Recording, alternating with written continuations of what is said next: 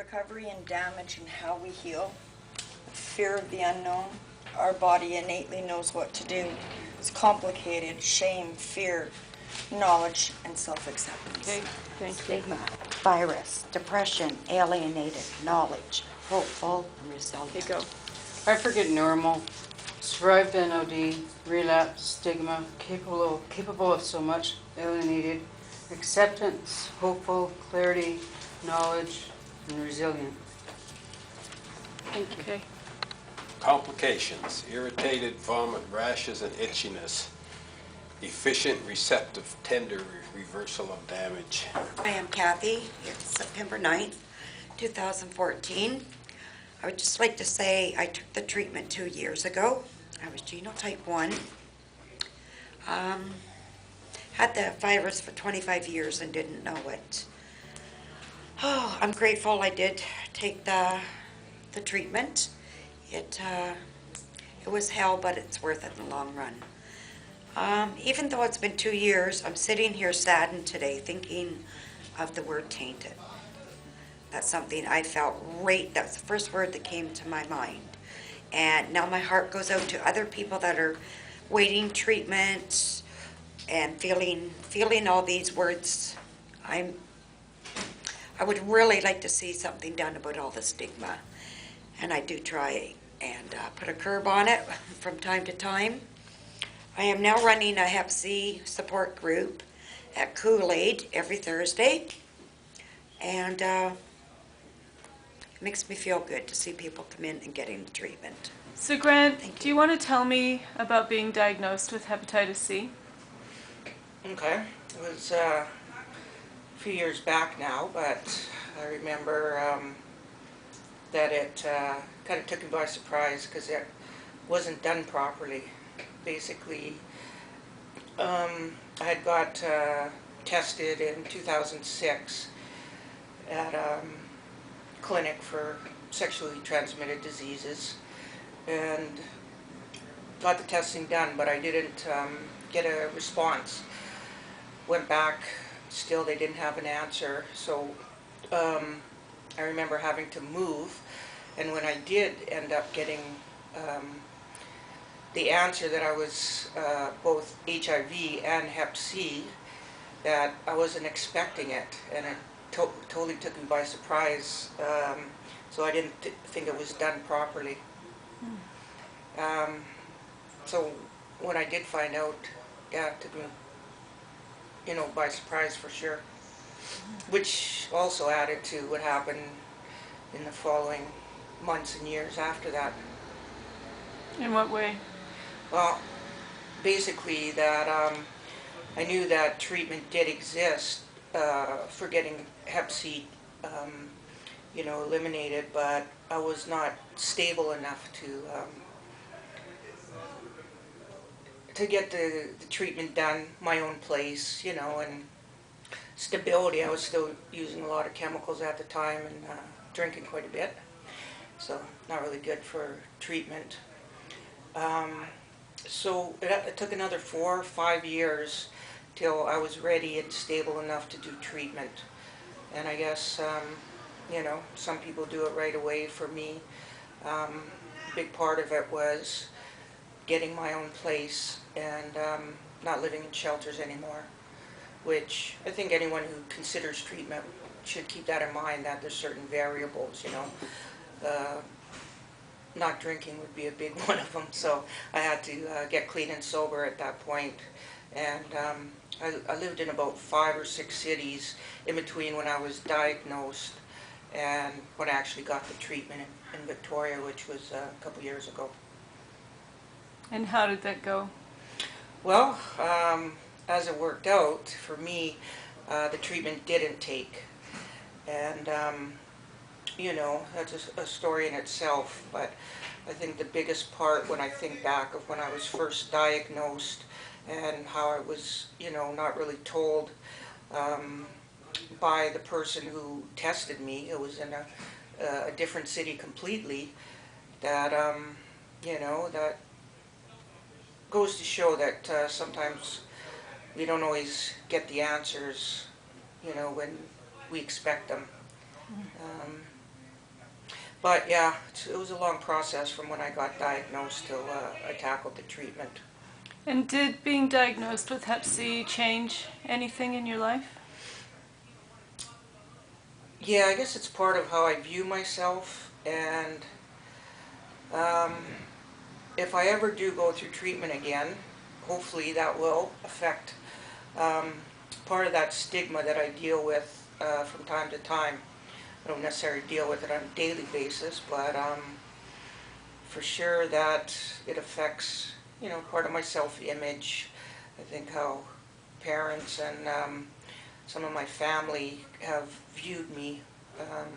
Not even so much friends. I noticed the family has kind of looked at me in a different way. So maybe with treatment, things will change and some of the physical limitations will help out too. So we'll see what happens.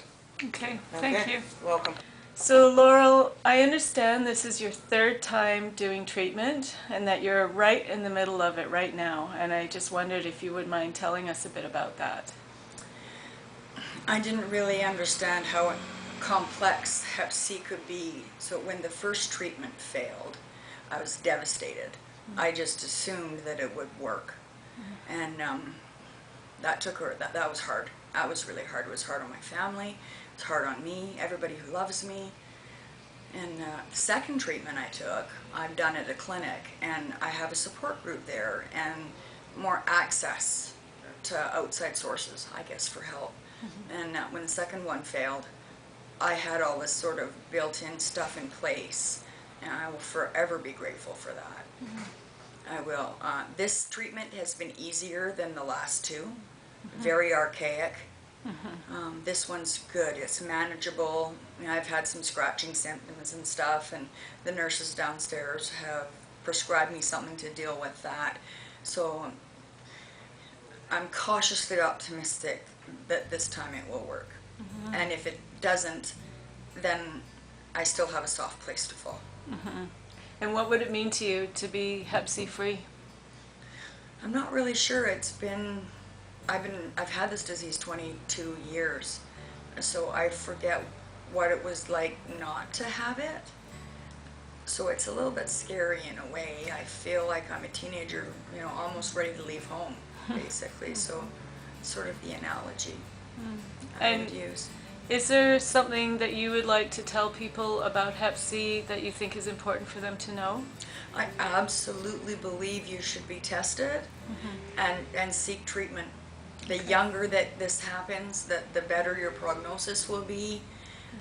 I would love to see more women being treated. Women have kids. We're looking after society.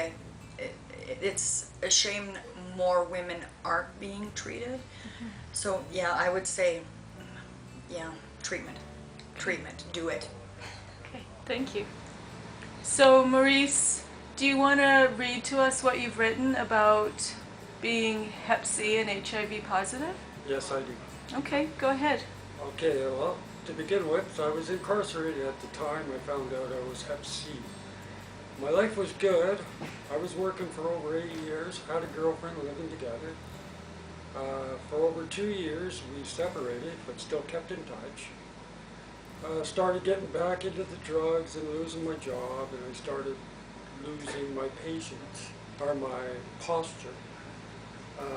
I was already Hep C, and so I got tested for HIV. The test came back, and the nurse told me that I was positive. At that time, I felt like my life wasn't worth living for.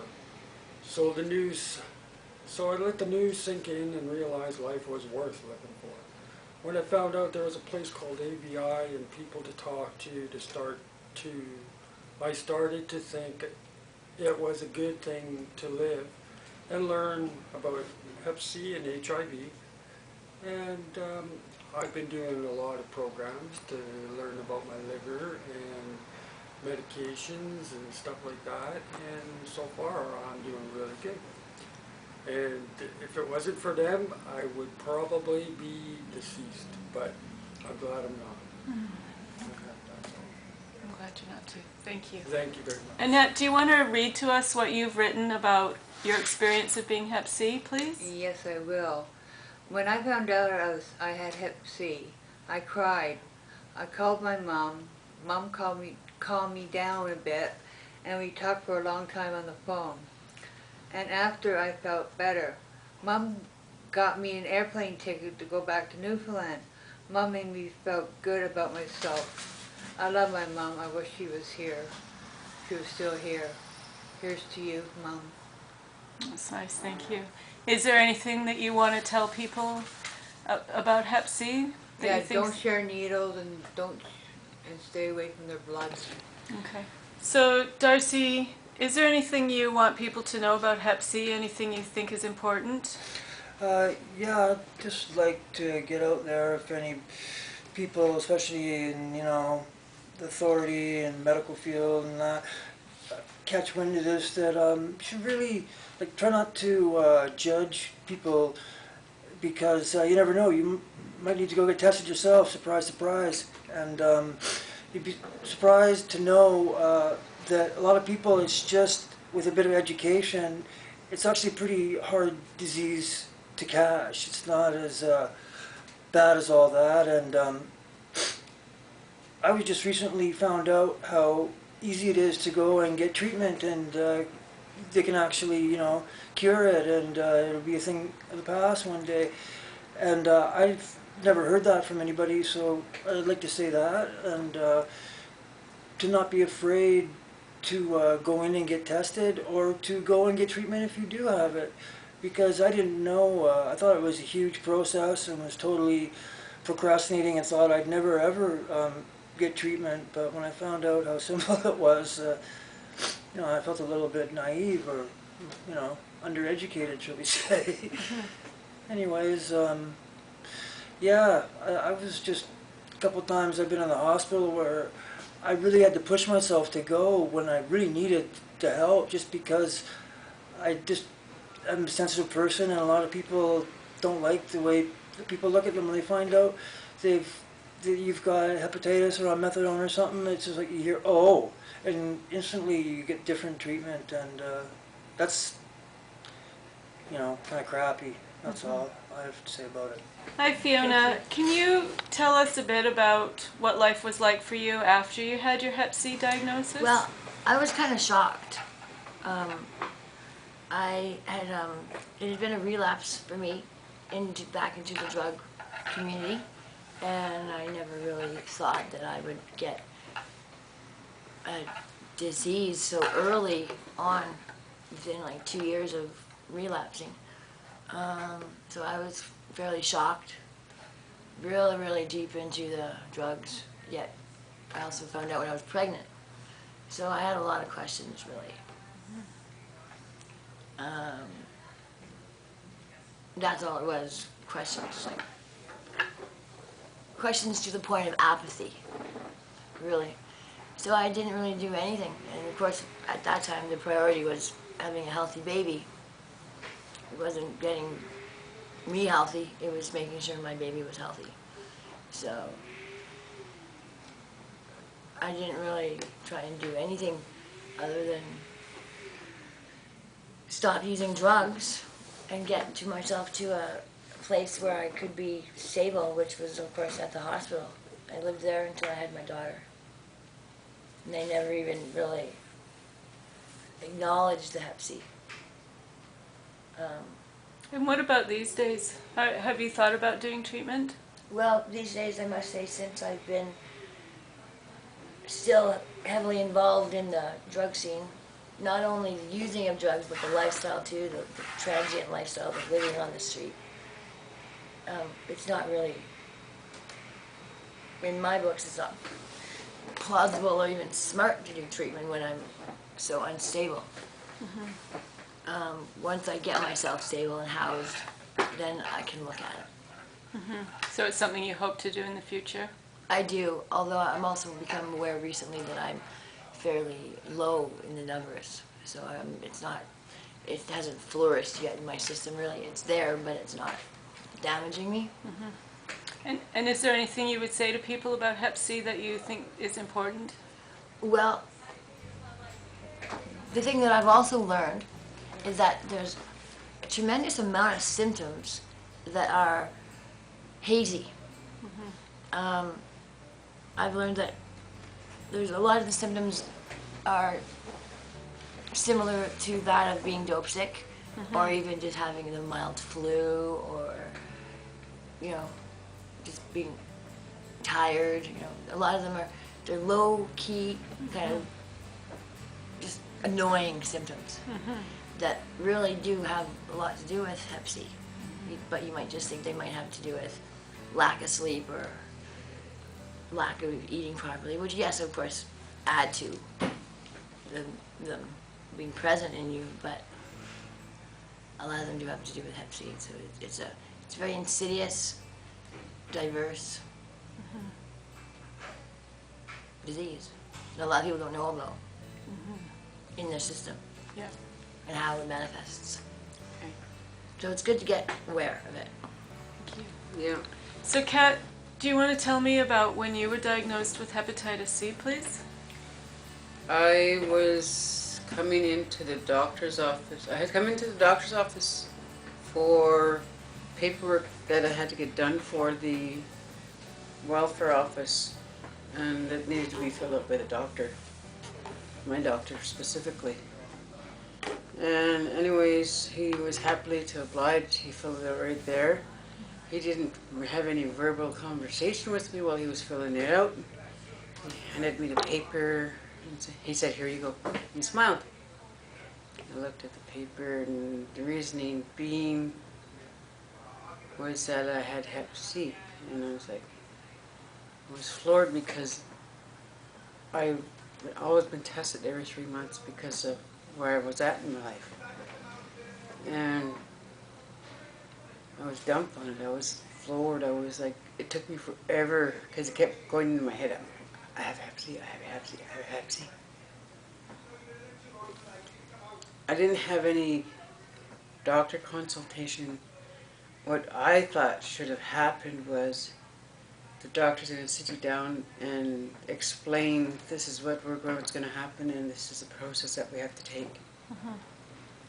Call me, tell you face to face, verbally, that your diagnosis is not written on a piece of paper, because I didn't know that. Like, all my tests came back positive, or negative, I mean.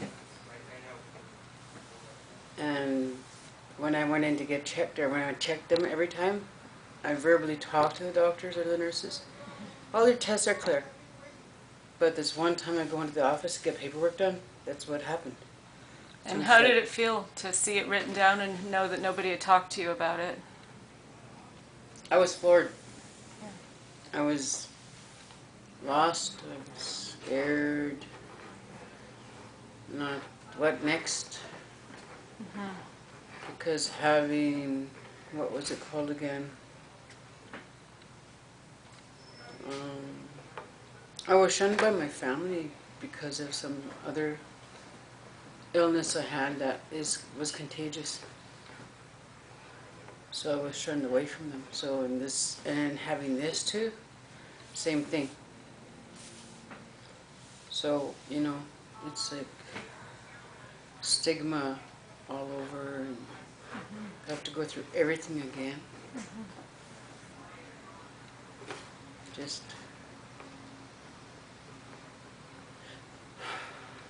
I don't know. Is there anything that you think you want to say to people about Hep C that you think is important they know?